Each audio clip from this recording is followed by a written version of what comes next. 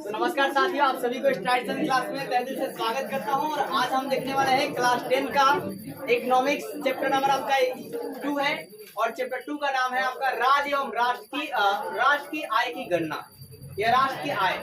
तो सबसे पहले बात करते हैं हम लोग आय का। आय मतलब भाई साहब क्या? आप तो राज्य सब समझते हैं कि मतलब आपके भारत में कितने राज्य है जी? 28 राज्य है।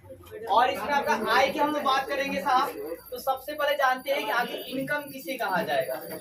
आय यानी कि इनकम। तो भाई साहब देखिए, इसको आप याद नहीं करना है, जनरली समझिए। आपके मान के चलिए आपके पिताजी कहीं जाते होंगे कुछ भी काम करने के लिए, वो शारीरिक या मेंटली मतलब मानसिक रूप से मेहनत करते होंगे और उसके बदले उनको मजदूरी दिया जाता होगा, या उसके बदले उसको पारिश्रमिक दिया जाता होगा, या कुछ धन दिया जाता होगा, या कुछ मुद्रा दिया जाता होगा। उसे ही आय कहा जाता है।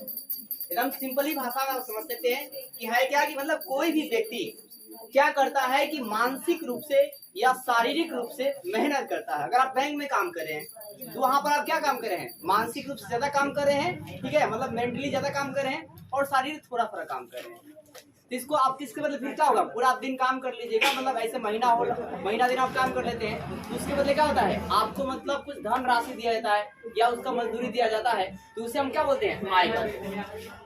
कि जब कोई व्यक्ति कार्य करता है, अब ये कार्य कुछ भी हो सकता है, मानसिक रूप से और शारीरिक रूप से। कार्य इंसान दो ही रूप से कर सकता है, या तो मेंटली या तो फिजिकली, ठीक है। फिजिकली मतलब हाथों से करता है भाई साहब, तो फिजिकली हो गया। अगर आप मतलब शरीर करते हैं दिमाग से करते हैं तो क्या हो गया? मेंटली हो गया, मतलब मानसिक रूप से हो गया। तो क्या जब कोई व्यक्ति कार्य करता है तो उसके बदले में पारिश्रमिक या मजदूरी मिलता है, तो उसी मजदूरी को ही उस व्यक्ति का आय कहा जाता है। बोले आय में कोई दिक्कत है?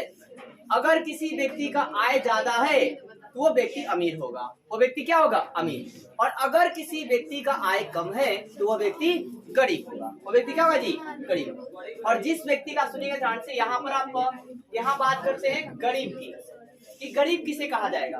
तो जो व्यक्ति अपनी न्यूनतम आवश्यकताओं को पूरा नहीं कर पाता है उस व्यक्ति को गरीब कहा जाता है। जैसे कि मतलब न्यूनतम आवश्यकता मतलब रोटी, कपड़ा, मकान, और भाई साहब शिक्षा और स्वास्थ्य, 5 को ऐड कर लीजिए, 2 को मेरे तरफ से। ये मतलब न्यूनतम आवश्यकता हर एक इंसान की क्या चाहिए, हर एक बच्चे को क्या चाहिए? तो रोटी चाहिए, कपड़ा चाहिए, मकान चाहिए, और शिक्षा और स्वास्थ्य चाहिए। ये पांचों मतलब 5 अंगुलियों पर आप गिनकर याद रख लीजिए। रोटी, कपड़ा क्या जी? मकान, और एक शिक्षा और एक क्या जी? स्वास्थ्य। क्योंकि ये पांचों अगर मिलेगा, अगर पांचों उसके पास नहीं है, आसानी से नहीं मिल पा रहा है, तो वो हर एक इंसान क्या कहलाएगा? गरीब कहलाएगा। अब बात करते हैं आपका है यहाँ पर गरीब कुचक्र की धारणा। तो सबसे पहले गरीब कुचक्र की जो धारणा है, एक साइकिल है, ठीक है, चक्र मतलब साइकिल होता है। ये कौन दिए हैं? द रैगनर नट्स ने। ये आपसे पूछा जाएगा कि गरीबों की ये धारणा किसने दिया है या गरीब चक्र किसने दिया है? तो रैगनर क्या जी? नट्स ने। ये क्या कहते हैं ये सुनिए। ये कहते हैं मतलब इनका मतलब धारणा क्या कहता है या इनका नियम क्या कहता है, सिद्धांत क्या कहता है कि अगर किसी व्यक्ति का आय कम है तो उसका बचत भी कम होगा। उसका बचत भी क्या होगा जी? कम होगा। आय कम रहेगा तो जनरली सोचने वाली बात है, बचत भी क्या होगा जी? कम होगा। और जब बचत कम होगा तब पूंजी का निर्माण भी कम होगा। अब पूंजी का निर्माण कम होगा तो कहीं जगह आप पैसा लगा पाइएगा? नहीं लगा पाइएगा। मतलब विनिर्माण भी आप कुछ नहीं कर सकते, कुछ आप बना भी नहीं सकते, कुछ बना के बेच भी नहीं पाइएगा। तो फिर से बात सुन लीजिए, रैगनर जी का धारणा क्या कहता है कि अगर किसी व्यक्ति का आय कम है, इनकम कम है, तो उसका सेविंग भी क्या होगा?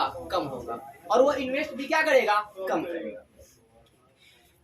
तो अब बात करते हैं यहाँ पर एक बात और भी होता है कि गरीबी गरीबी को जन्म देती है। गरीबी क्या है जी? गरीबी को जन्म देती है। ये मतलब मैक्सिमम अर्थशास्त्रियों का कहना है, ठीक है, लेकिन मैक्सिमम अर्थशास्त्रियों को आप जो है झूठा साबित कर सकते हैं, आपके अंदर उतनी क्षमता होगी तब। जैसे हमारी राय क्या है या आपकी राय क्या है कि कोई भी लड़का या लड़की क्या होता है भाई साहब, एक निश्चित समय में, एक फिक्स टाइम में, कभी भी नहीं भाई साहब, एक निश्चित समय वक्त मिलता है हर किसी को। क्योंकि कहा जाता है वक्त वक्त की बात है। जो लोग कहते हैं कि वक्त की बात है, वक्त मेरा भी आएगा, तो सुन लीजिए, यह वक्त है, वक्त की बात जो आप कहते हैं ना कि मतलब आप लोग जैसे टी-शर्ट लिखता है अपना टाइम आएगा, सुने ना, तो वक्त की बात है। जो लोग कहते हैं ये वक्त, देखिए ये वक्त क्या होता है कि आता है और कब चला जाता है ये किसी को पता नहीं चल पाता है। तो अगर आप ये कहते हैं कि वक्त की बात है, वक्त कभी भी नहीं आएगा। जो आज का वक्त है वही कल की वक्त होगी। फिर याद रखिएगा कि अगर आप वास्तव में मेहनत करना चाहते हैं तो पास्ट की चिंता मत कीजिए और फ्यूचर का भी चिंता मत कीजिए। मतलब पास्ट को एकदम गोली मारिए, क्या आपने पास्ट में कैसा लाइफ जिया है और फ्यूचर में भी कैसा आप जिएंगे इसको भी गोली मारिए। केवल प्रेजेंट को बेहतर करने का प्रयास कीजिए। ऑटोमेटिक देखिएगा हर दिन प्रेजेंट है, ना पास्ट है ना फ्यूचर। आज देखिए, आज ये क्या है, प्रेजेंट है, कल भी आपका प्रेजेंट ही है। आप कैसे दिख रहे हो वही आपका प्रेजेंट ही मायने रखता है। मतलब प्रेजेंट बेहतर रहेगा तो हर चीज आपको बेहतर ही रहेगी। और इसके लिए आपको बहुत ज्यादा मेहनत करना पड़ेगा स्टार्टिंग पीरियड। तो कोई लड़का या लड़की क्या होता है, निश्चित समय में सही दिशा में मेहनत करके वह गरीबी से क्या होता है जी, बाहर निकल जाता है। वो गरीबी से क्या होता है साहब, बाहर निकल सकता है। ठीक है, तो आपको अगर कोई मतलब बहुत ज्यादा समस्याओं में जी रहा है तो उससे मतलब एक सोचना चाहिए, उसको प्रॉपर टाइम दिया गया है मतलब 20 साल 25 साल, ठीक है, उसके अंदर उसे अच्छा से मेहनत कर लेना चाहिए और कोई भी सरकारी या प्राइवेट जॉब को ले लेना चाहिए। और ज्यादा दिन उसको मतलब क्या बोलते हैं, सरकारी वाला फील्ड में भी ज्यादा दिन उसमें मतलब समय नहीं लगाना चाहिए। अगर उसे बहुत ज्यादा आर्थिक स्थिति खराब है तो उसको किसी प्राइवेट में ही चले जाना चाहिए और वहाँ कमाना जो है पर डे चालू कर देना चाहिए। और पर डे वो कमाना चालू कर देगा तो आहिस्ता आहिस्ता ही उसके घर की स्थिति थोड़ा सही हो जाएगी। अब देखिए सबसे बड़ी बात करते हैं, सबसे गरीब राज्य, तो सबसे गरीब राज्य भाई साहब कौन सा है जी, उड़ीसा। एक नंबर पर बना जी उड़ीसा। इसके बाद क्या है जी, बिहार है। इसके बाद क्या है, बिहार। और ये जो है मतलब ये सबसे गरीब राज्य है, इसको कौन मतलब सूचित किया है, एक संस्था सूचित की है जिसका आपका भारत में नाम है डायरेक्ट ऑफ इकोनॉमिक्स।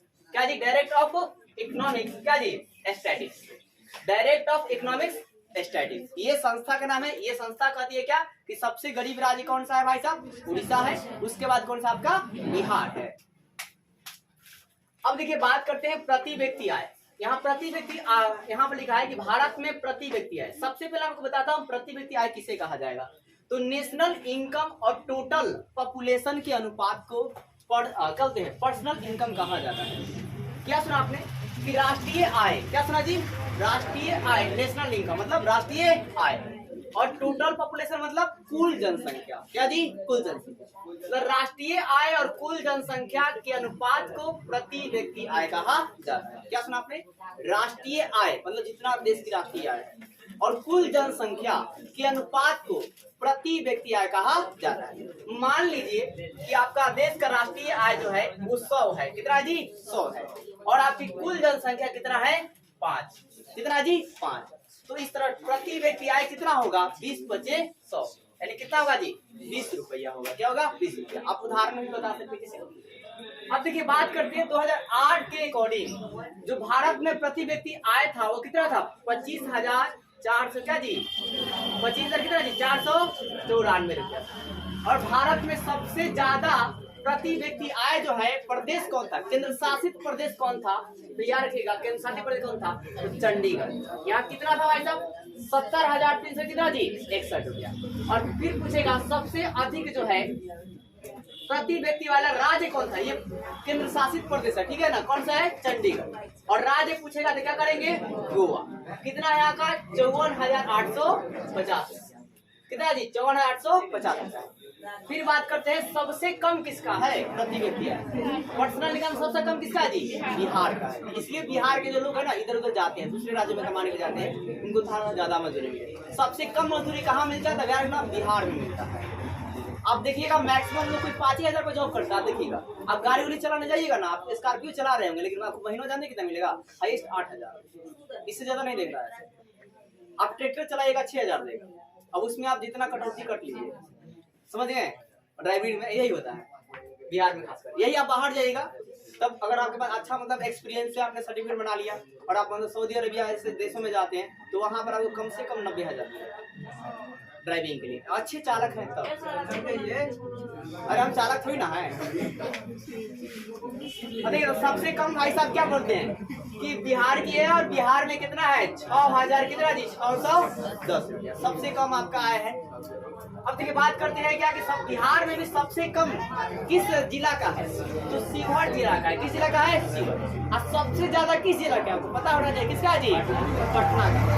सबसे ज्यादा जो है प्रति व्यक्ति किस जिला का है, पटना जिला का। किसका है, बिहार में पटना जिला। और सबसे कम किसका है, शिवहर। तो ज्यादा वाला तो याद रहेगा पटना, कम वाला याद रखिएगा कहाँ का है जी, शिवहर का। कहाँ जी, शिवहर का। अब पूछा जाएगा केंद्र शासित प्रदेश में, भारत में केंद्र शासित प्रदेश में सबसे ज्यादा जो है प्रति व्यक्ति आय किसका जी? तो किसका जी? चंडीगढ़ का। और राज्य पूछेगा तो गोवा का। और फिर क्या बोलते हैं, सबसे कम पूछेगा तो बिहार का। अब बिहार में कम किसका है? शिवहर का। और ज्यादा किसका है? पटना। अब देखिए साहब, राष्ट्रीय आय के लिए उत्तरदायी संगठन का नाम क्या है? CSO। नाम क्या जी? CSO। आपसे पूछा जाए राष्ट्रीय आय के लिए उत्तरदायी संगठन जो बनाया गया है, जो इंस्टीट्यूशन का बनाया गया है, उसका नाम क्या जी? CSO। इस संगठन को कब बनाया गया था? 1954। तो इसका पहला सवाल ये हो गया, राष्ट्रीय आय संगठन का राष्ट्रीय आय मतलब CSO का निर्माण कब किया गया था? 1954। अब CSO का फुल फॉर्म क्या आता है? तो सेंट्रल स्टैटिस्टिकल ऑफिस या ऑर्गेनाइजेशन। ऑफिस है क्या जी? ऑर्गेनाइजेशन। ऑफिस का मतलब ही संगठन होता है, ठीक है, जहाँ आप लोग बैठते हैं बहुत सारे लोग। और ऑर्गेनाइजेशन का मतलब क्या होता है जी? संगठन होता है। तो क्या है? Central statistical office. सेंट्रल मतलब भाई साहब केंद्रीय, स्टैटिस्टिकल मतलब संख्यांकी, और ऑफिस मतलब संगठन। अब यहाँ पर देखिए, आपका है क्या? राष्ट्रीय आय का अवलोकन कौन करती है? तो NSS करती है। कौन करता है जी? NSS। आपसे पूछा जाएगा राष्ट्रीय आय का अवलोकन कौन करेगी, पूरा गणना अच्छा से कौन करेगी, सर्वेक्षण कौन करेगी? तो NSS, N क्या जी? SSO करती है। फिर यहाँ पर देखिए, राष्ट्रीय आय का ऐतिहासिक परिवेश की बात करते हैं। तो ऐतिहासिक परिवेश की बात करते हैं, सबसे पहले राष्ट्रीय आय का जो है, राष्ट्रीय आय देश में गणना करना चाहिए, ये अनुमान किसने लगाया था? तो दादा भाई नौरोजी ने सबसे पहले राष्ट्रीय आय का अनुमान कौन लगाया? ये सवाल आपको बहुत भी आई है, पूछा जाएगा। राष्ट्रीय आय का अनुमान किसने लगाया? तो दादा भाई नौरोजी। अब भाई कब लगाया था जी? 1868 में लगाया। फिर इन्होंने एक किताब लिखा था जिसका नाम क्या था जी? Poverty and un British in India. और एक और बात, दादा भाई नौरोजी ने ही ना गांधी जी को वकालत करने के लिए कहाँ भेजा था? दक्षिण अफ्रीका जो है भेजा था, ठीक है। और दक्षिण अफ्रीका से एक ऑब्जेक्टिव आता है कि दक्षिण अफ्रीका से अंतिम बार लौटकर कब आए? तो 1915 में। कब आए थे? 1915 में। और आकर कहाँ रहे थे? तो साबरमती आश्रम से। और वहीं से उन्होंने सत्याग्रह को स्टार्ट किया। तो देखिए आपका आएगा दादा भाई नौरोजी जो किताबवा लिखा था, उस किताब का नाम क्या था? पॉवर्टी एंड क्या जी? अन ब्रिटिश इन इंडिया। इस किताब में अपना उन्होंने बताया कि मेरा पर्सनल इनकम कितना था। तो इनका पर्सनल इनकम कितना था जी? 20 रुपया था। कितना था? 20 रुपया। पूरे ब्रिटिश सरकार ने क्या किया था कि अगर भारतीय कितने बड़े पद पर चले जाए, उनको पैसा जो है ना बहुत कम दे देते, ठीक है, और अंग्रेज अपने अधिकारियों को ज्यादा पैसा दे देते। फिर आगे देखिए, राष्ट्रीय आय समिति का गठन कब किया गया? 1949। इस राष्ट्रीय आय समिति का रिपोर्ट कब पारित किया गया? 1951।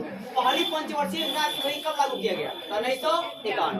फिर बात करते हैं इस रिपोर्ट के अकॉर्डिंग नेशनल इनकम कितना था, मतलब राष्ट्रीय आय कितना था उस समय? कितना था जी? कितना है? 8,650। कितना जी? 8,650 कितना था? इतना आपका मतलब अभी के बात कीजिएगा तो हॉलीवुड की मूवी कमा लेती है। अब सुनिए, फिर आपका है क्या? पर्सनल इनकम की बात करते हैं कि कितना था साहब? तो कितना जी? 246 रुपया 9 पैसा। कितना जी? 246 रुपया 9 पैसा था। कितना था? 246 रुपया कितना जी? 9 पैसा था। ठीक है, ये क्या था भाई साहब? ये आपका पर्सनल इनकम मतलब प्रति व्यक्ति आय था। तो इसी के साथ आप ये क्या बोलते हैं, आज के लिए इतना है और उम्मीद करता हूँ आपको